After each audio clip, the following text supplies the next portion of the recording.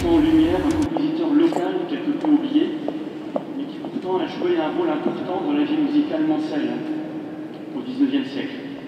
Il s'agit de l'abbé Charles Blin, maître de chapelle de la cathédrale du Mans, du 1844 à 1863, dont on a célébré l'an dernier le 160e anniversaire de la mort. Au cours de ces deux concerts ont été interprétées des œuvres de l'abbé Blin que j'ai entièrement restituées. Vous entendrez aujourd'hui la messe solennelle de Charles Blin pour chœur d'homme et orgue. Cette œuvre n'a pas été conçue comme une œuvre de concert, mais comme une œuvre fonctionnelle, c'est-à-dire intégrée à l'office. Je suis d'ailleurs chanté ici même pour la première fois avec orchestre le dimanche 8 avril 1860, jour de Pâques. Voici 164 ans, presque jour pour jour. Pour mener mon projet musicologique à son terme, après les deux interprétations en concert de l'an dernier, j'ai souhaité que cette œuvre soit replacée dans son contexte et dans son cadre de création. Cette messe constituée des 5 parties de l'ordinaire, Kyrie, Gloria, Credo, Sanctus et Agnus Dei, sera donc intégrée aujourd'hui à l'office. Ainsi, nous renouons avec une tradition qui s'est perdue depuis plus d'un siècle, c'est-à-dire une messe en musique. Je tiens d'ailleurs à remercier le Père Benoît qui a accepté que ce projet puisse voir le jour. Vous le constaterez, cette œuvre se caractérise par des mélodies simples, agréables, par une harmonisation fraîche et fluide, et un accompagnement léger, soutenant les voix, sans jamais les surpasser par des effets sonores superflus. Aujourd'hui, la messe solennelle de l'abbé Charles Blin sera interprétée par l'ensemble vocal masculin Harmonium, accompagné à l'orgue de chœur par Monique Poirier, orgue que Charles Blin a fait construire en 1855. L'ensemble sera placé sous la direction de Gwenaël Lucas. Cette version pour chœur d'homme et orgue est la première version conçue par le compositeur lui-même, avant celle avec orchestre. Je vous souhaite de vivre un bel office et de découvrir cette messe solennelle de l'abbé Charles Blin. Il est temps de quitter vos tombeaux, de sortir du sommeil de la nuit, d'aller vers la lumière acclamer le Dieu 3 fois saint. Il est temps de quitter vos tombeaux, de sortir du sommeil de la nuit, d'aller vers la lumière acclamer le Dieu 3 fois saint.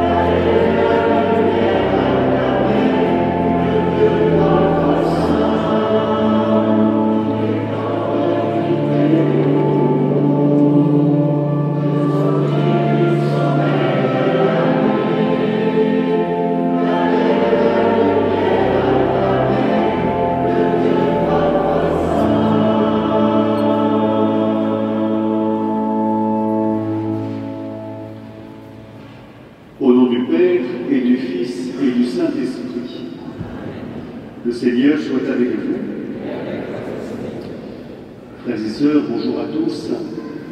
Depuis quelques jours, nous sommes entrés dans la joie de Pâques, la joie de la résurrection du Seigneur, qui vient éclairer notre vie tout entière et la vie du monde.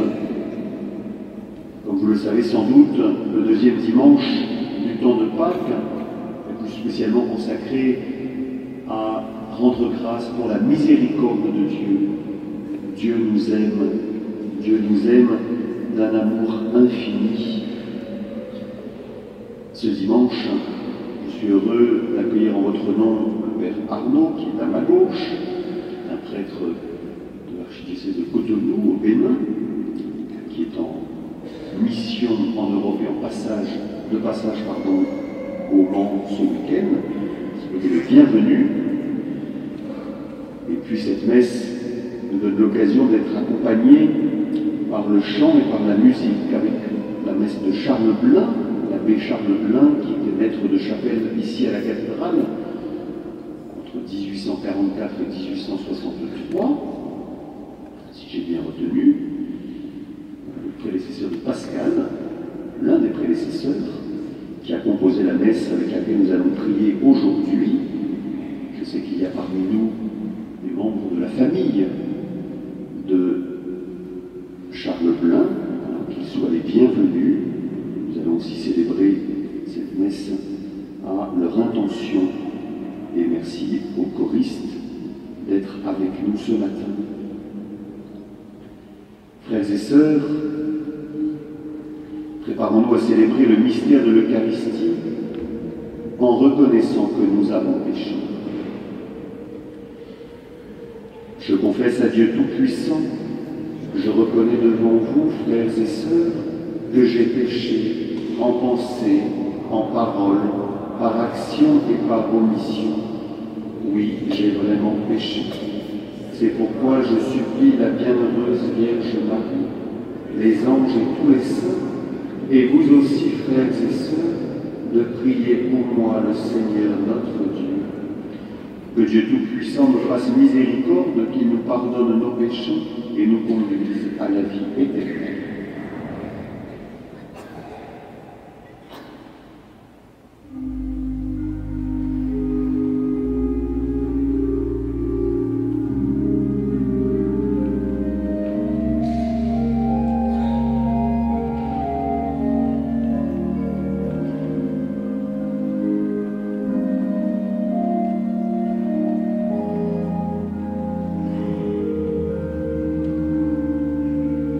Je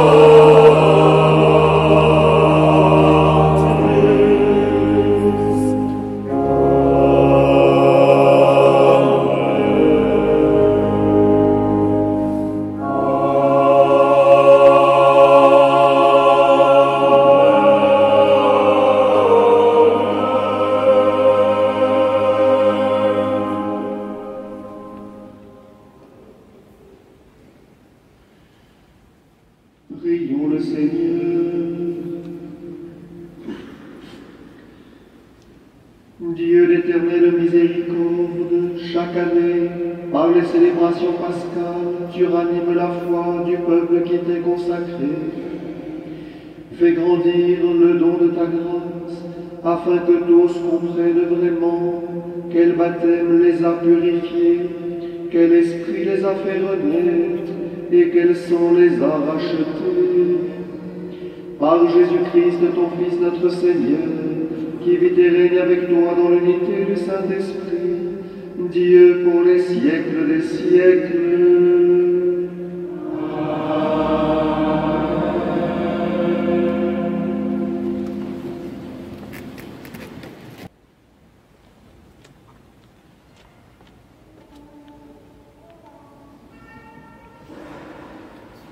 Lecture du livre des Actes des Apôtres.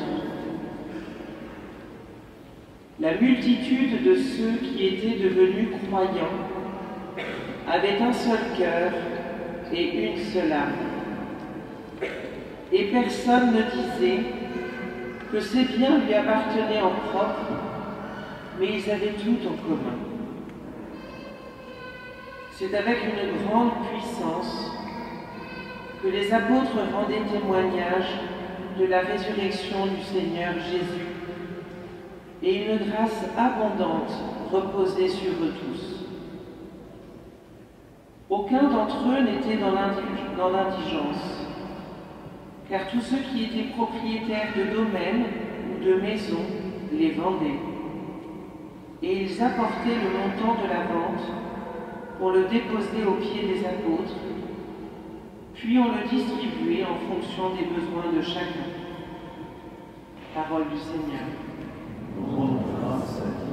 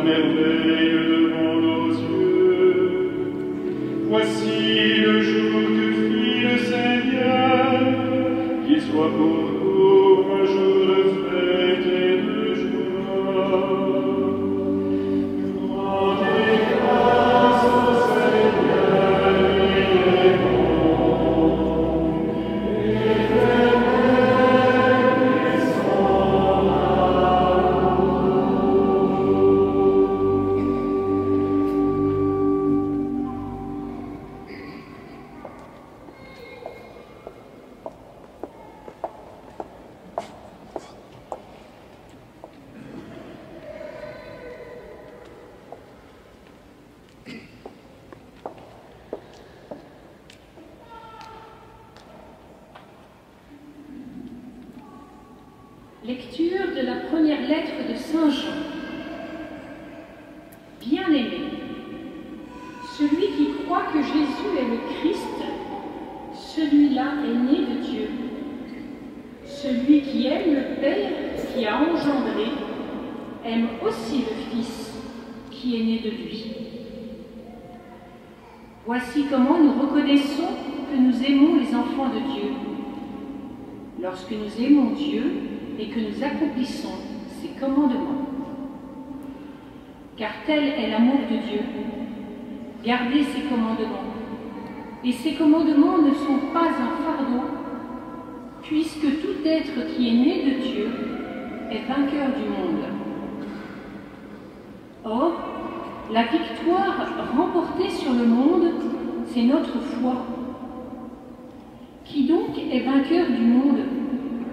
N'est-ce pas celui qui croit que Jésus est le Fils de Dieu?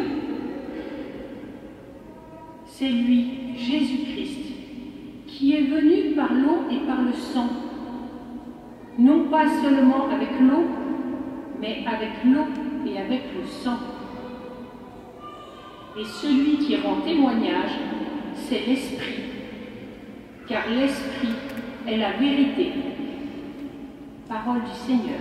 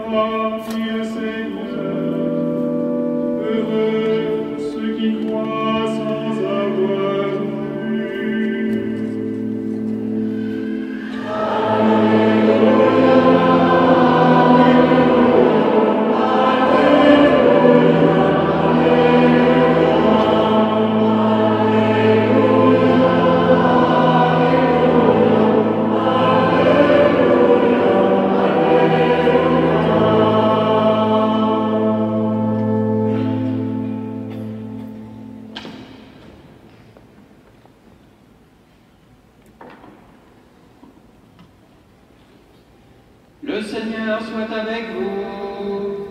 Et avec votre esprit. Évangile de Jésus-Christ selon saint Jean.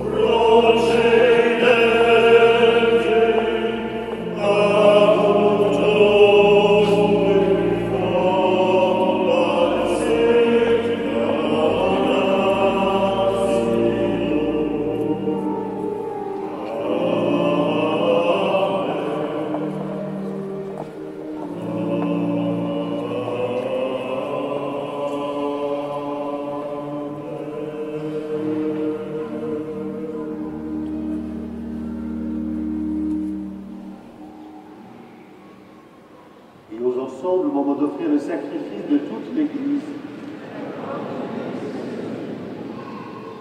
Accueille, nous t'en prions, Seigneur, les offrandes de ton peuple, et en particulier de ceux que tu as fait renaître. Ils ont été renouvelés en confessant ton nom et en recevant le baptême.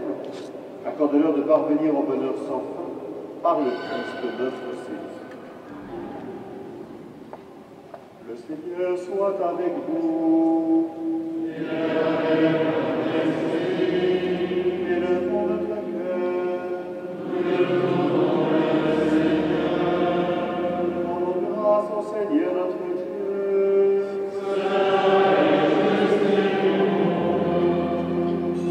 Vraiment, il est juste et bon pour ta gloire et notre salut de te louer, Seigneur, en tout temps, mais plus encore de te glorifier aujourd'hui où le Christ notre Pâque a été immolé. Car il est l'agneau véritable qui a enlevé les péchés du monde. En mourant, il a détruit notre mort. En ressuscitant, il nous a rendu la vie. C'est pourquoi la joie pascale rayonne par tout l'univers. La terre entière exulte, les puissances d'en haut et les anges dans le ciel chantent sans fin l'hymne de ta gloire. Amen.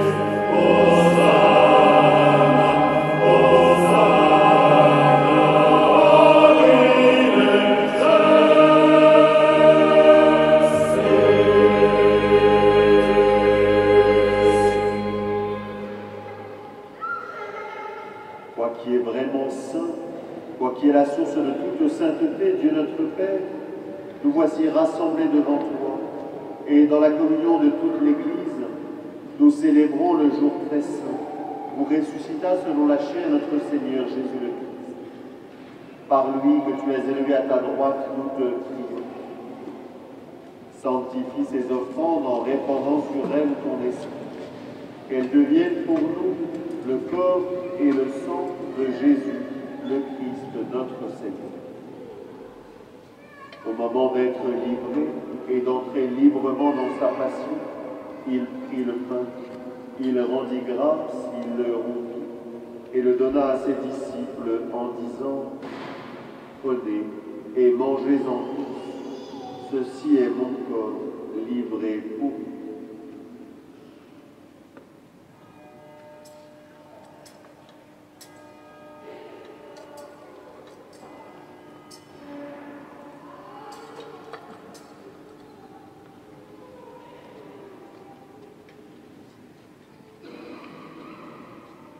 De même, après le repas, il prit la coupe.